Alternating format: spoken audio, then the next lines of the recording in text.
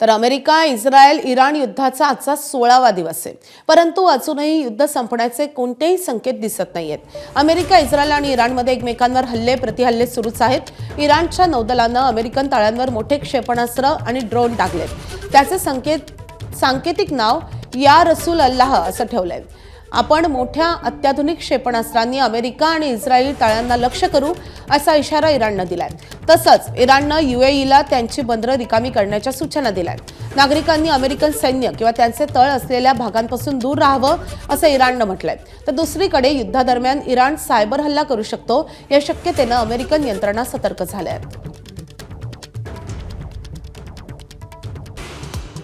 आखाती देशातील युद्धाचा आज 16वा दिवस. युद्ध संपण्याचे अजूनही कोणतेही संकेत नाहीत.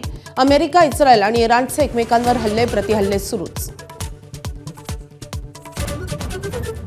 हॉर्मुझच्या सामुद्रधुनीत भारताची 28 ते 30 मालवाहू जहाजं अडकली. जहाजांवर 677 पेक्षा जास्त भारतीय खलाशी. भारत सरकार जहाजांवर लक्ष ठेवून.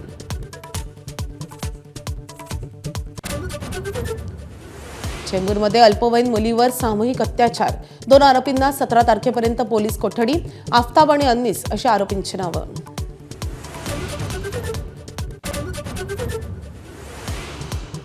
सातारा आणि कोल्हापूर जिल्ह्यात अवकाळी पावसाच्या सरी. गहू ज्वारी पिकांचं नुकसान. तर 17 तारखेपासून राज्यात पावसाचा इशारा. T20 मुंबईच्या नव्या पर्वाचा जल्लोष पुन्हा सुरू होणार.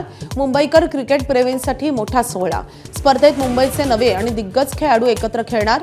यावेळी स्पर्धेत महिलांच्याही 3 टीम्स.